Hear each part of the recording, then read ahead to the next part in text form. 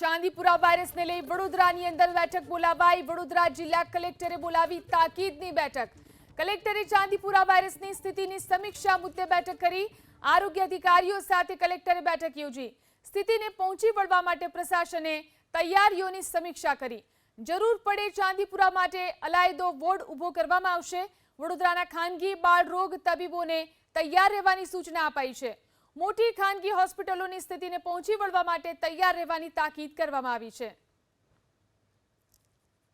SSG હોસ્પિટલની અને ગ્રામ્ય વિસ્તારમાં CDHOની શું ઇન્ફ્રાસ્ટ્રક્ચરથી માંડીને દવાઓના જથ્થા અને ટ્રીટમેન્ટ માટેના જે સાધનો છે એની શું ઉપલબ્ધિ છે તેનું એક આકલન કરવા માટે એક ટૂંકી બેઠકનું આયોજન કરવામાં આવેલું તાત્કાલિક।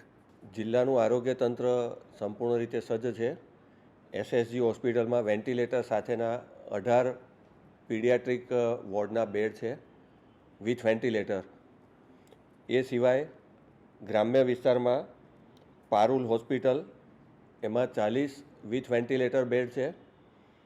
ધીરજ હોસ્પિટલમાં વિથ વેન્ટિલેટર પીડિયાટ્રિક વોર્ડના 25 બેડ છે અને ગોત્રીમાં 8 વેન્ટિલેટર સાથે કુલ 90 બેડ પીડિયાટ્રિક વોર્ડના છે।